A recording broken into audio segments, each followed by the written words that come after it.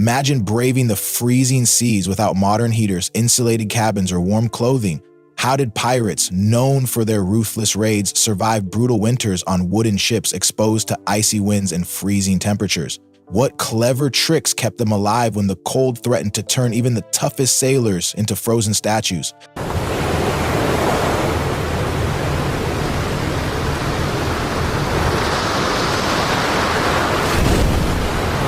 Pirates are often remembered for their daring raids, treasure hunts, and fierce battles on the high seas, but behind the tales of adventure there was a constant struggle for survival, especially when the temperatures dropped in northern waters. Cold weather posed a serious threat to pirates. Without modern heating systems or insulated clothing, staying warm was a challenge that required creativity and resourcefulness. And one of the most interesting aspects of how pirates dealt with the cold was their use of stolen goods and clever modifications to their ships to create and preserve warmth. When we think of stolen goods from merchant ships, we usually imagine gold, jewels, and weapons. However, pirates quickly realized that some of the more practical items they seized were just as valuable for their own comfort and survival. Luxurious furs, thick blankets, rugs, and tapestries, originally meant for wealthy merchants and nobles, found new life aboard pirate vessels, not as prizes to sell, but as essential tools to keep the crew warm. And these materials were repurposed in ways that helped create insulated spaces on ships, turning cold, drafty quarters into somewhat more bearable living environments. One example often cited in pirate accounts is the use of rugs and tapestries as makeshift insulation. Pirates would hang these heavy fabrics against the wooden walls of their ships. By doing so, they trapped small air pockets between the wall and the fabric, which acted as a barrier to slow down the loss of body heat. This simple but effective technique transformed the interiors, helping to reduce the chilling effect of cold winds and moisture seeping through the ship's structure. There's even a story about a pirate captain who, after stealing an entire shipment of silk from a merchant vessel, ordered it all to be used as insulation in the crew's quarters. Silk, despite its delicate reputation, provided excellent insulation because of its tight weave and ability to trap heat. By lining the walls and covering the crew's bunks, the captain managed two things at once: keeping his men warm and getting rid of the evidence of theft. This practical reuse of stolen goods highlights how pirates were quick to adapt resources to meet their needs. Ship design itself played a role in where warmth could be found on a pirate ship. Certain areas were naturally warmer, and pirates learned to make the most of these zones. For instance, the galley, where food was cooked, was the warmest part of the ship.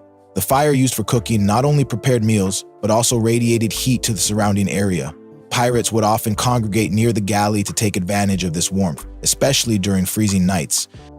The structure of the ship below deck also helped retain heat. Spaces close to the center of the ship, particularly those below the waterline, maintain more stable and higher temperatures compared to the exposed upper decks. The water surrounding the hull absorbed and held heat from the sun during the day, releasing it slowly and keeping the lower cabins warmer. Pirates understood this pattern and rotated sleeping arrangements accordingly. Crew members who had endured colder watches or strenuous tasks on deck were moved to warmer spots below, while others took the chillier positions on a rotating basis. Pirates operating in colder northern waters also made modifications to their ships to improve insulation. Captured vessels were often altered by adding canvas partitions or makeshift walls to create smaller enclosed spaces inside. These alterations helped to trap heat more effectively by reducing drafts and limiting the volume of air that needed warming. Such modifications were not part of original ship designs, but reflected pirate ingenuity in adapting their environment to harsh conditions.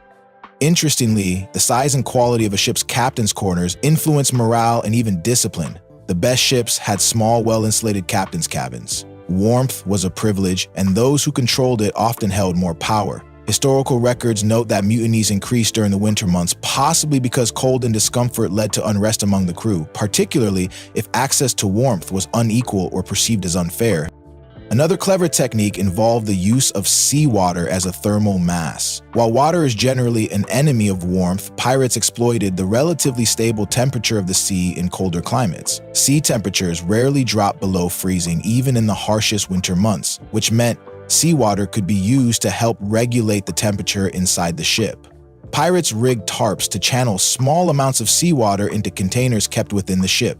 As the water gradually cooled to the ambient air temperature, it released stored heat steadily. Although this method required careful management to avoid excess dampness, it added another layer to their warming strategy. Maintaining these heating solutions was not a passive task.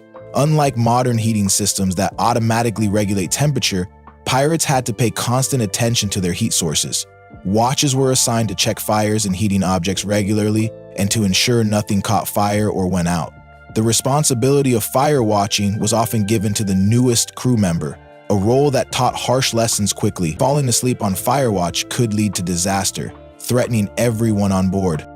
In short, pirate crews depended heavily on their ability to adapt both stolen materials and the ship's structure to fight the cold. They understood the value of insulation and created warm pockets within their otherwise exposed and unforgiving vessels. The use of furs, silks, tapestries, and even seawater showed a deep practical knowledge that went far beyond the popular image of pirates as reckless marauders. This focus on warmth and comfort was not just about survival. It was about maintaining a functioning, effective crew. Cold temperatures drain energy, reduce morale, and increase the risk of illness or injury. Pirates had to keep their men warm to keep them strong and ready for the hard work and dangers that came with life at sea.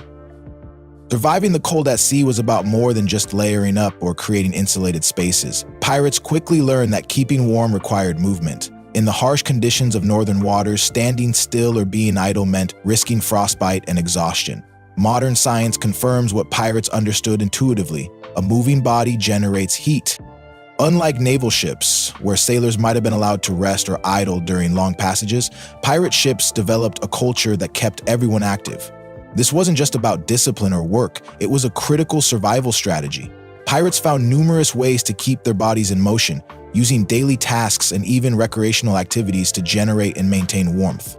One of the most obvious ways pirates stayed warm was through the physical demands of their regular duties. Hoisting sails, for example, required significant upper body strength and effort. Pulling heavy ropes and coordinating with the rest of the crew not only served the tactical purpose of managing the ship, but also produced considerable body heat. The effort from these tasks could keep a pirate warm for hours afterward, even in freezing temperatures. In particularly cold weather, captains sometimes ordered unnecessary sail changes, not because they offered any tactical advantage, but simply to keep the crew moving.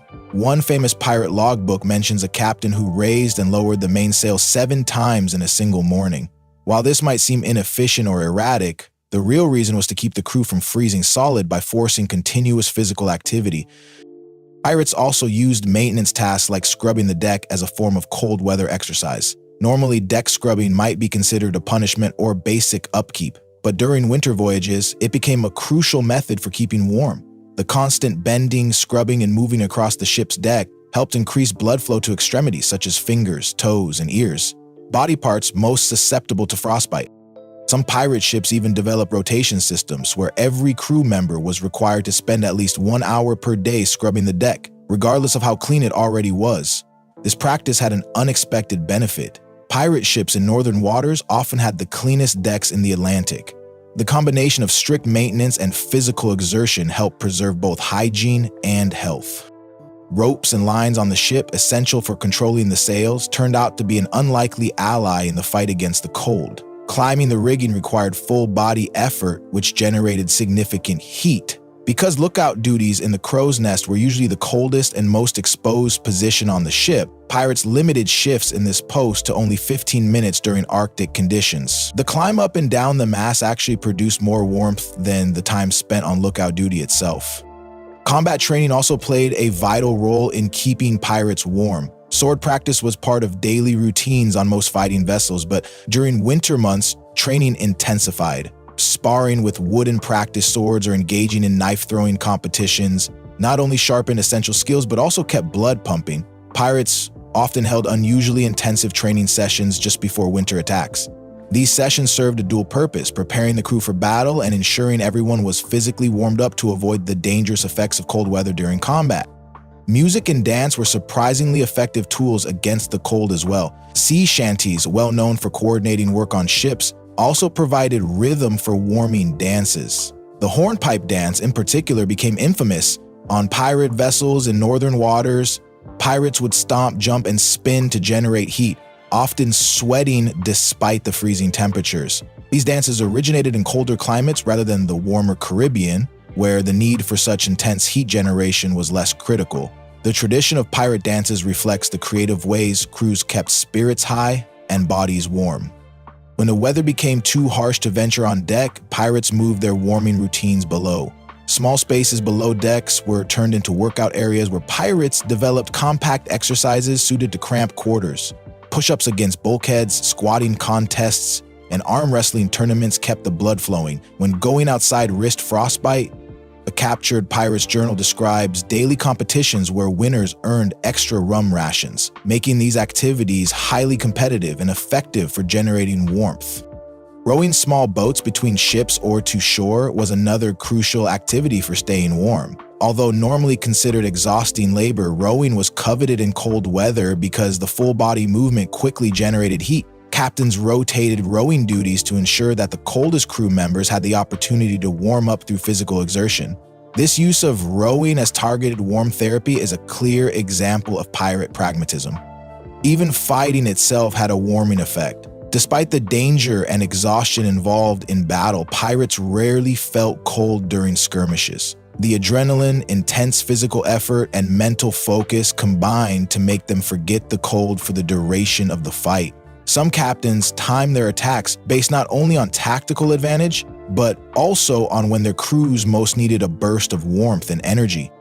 Sleep, often seen as a passive activity, became an active part of pirates' cold weather survival. Before climbing into hammocks or bunks, pirates would perform vigorous exercises to generate body heat. This pre-sleep routine helped them fall asleep faster and kept the cold from taking hold as they rested.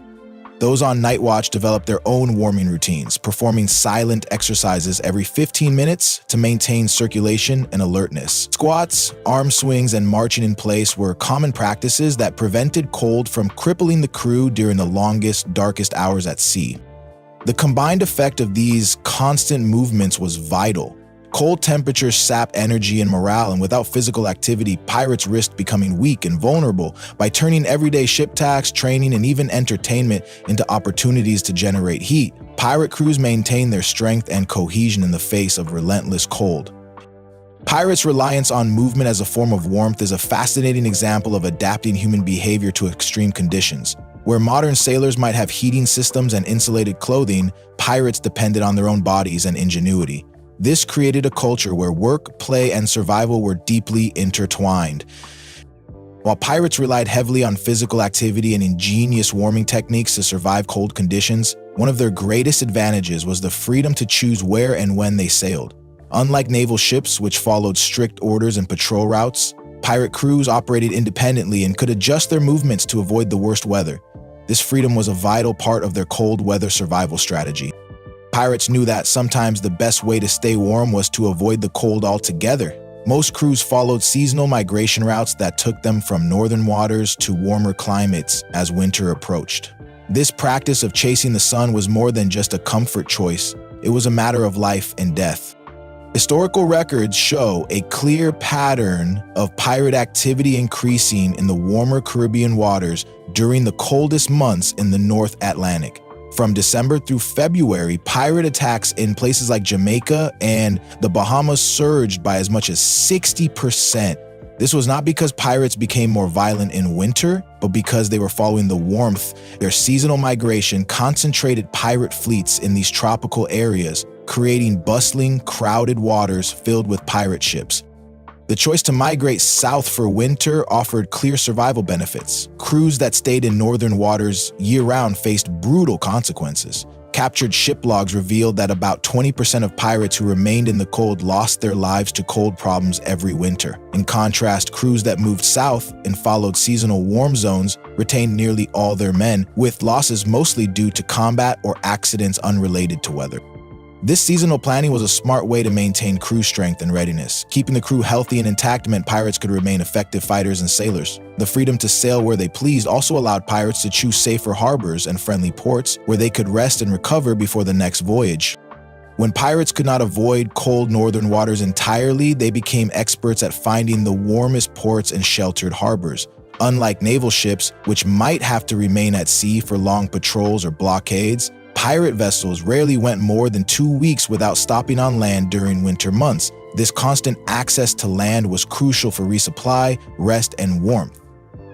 Pirates shared knowledge about sheltered coves and friendly ports, creating informal networks that helped crews find temporary refuge from cold winds and storms. These harbors offered protection not only from weather, but also from enemy ships. Mapping these locations and passing information between crews was a form of strategic planning that enhanced survival.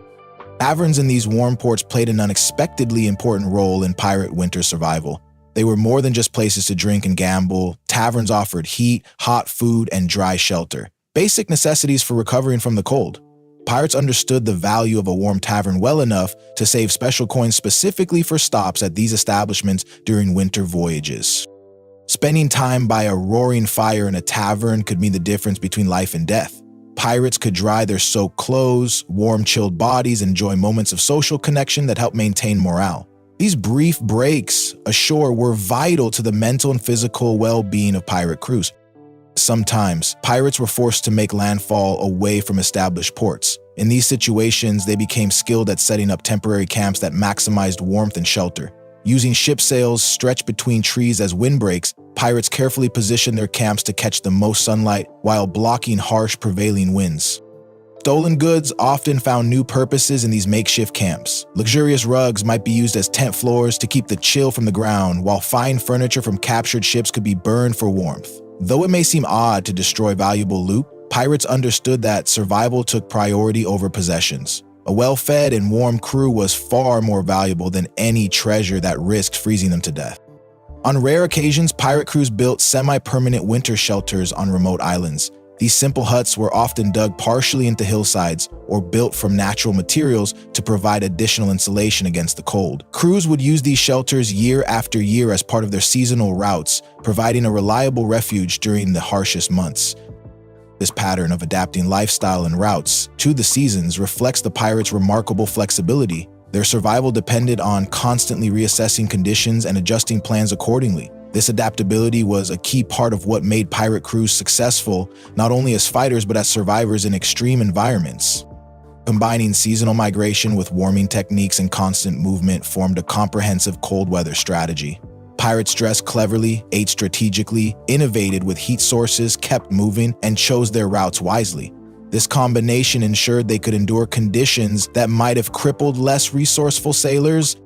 Seasonal planning also helped pirates maintain their fighting edge. By avoiding prolonged exposure to freezing temperatures, crews reduced cold injuries and illness, keeping more men fit for battle. The decision to move south during winter allowed pirates to strike at merchant vessels when those crews might be less prepared, giving pirates a tactical advantage. The concentration of pirate activity in the Caribbean during winter months also influenced local cultures. The crowded waters and influx of pirates may have contributed to the development of spicy food traditions in the region. Contrary to popular belief, the heavy use of spices was not primarily for preserving meat, but rather to prevent pirates from settling permanently by making local food less comforting for them. This culinary strategy kept the pirates moving, maintaining the seasonal cycle and reducing the risk of overpopulation or conflict. Pirates' knowledge of seasonal weather patterns and their willingness to adjust routes were essential skills passed down among crews. Older, experienced pirates taught newcomers how to read the skies and seas, anticipate storms, and plan voyages accordingly. This collective wisdom ensured that even newly formed crews had a chance at surviving the cold. Navigating by the sun and stars, pirates followed established migratory paths that balanced safety and opportunity. They used their freedom from strict naval orders to exploit natural cycles of temperature and weather. This autonomy was a critical factor in their resilience, setting them apart from naval fleets tied to rigid patrol schedules.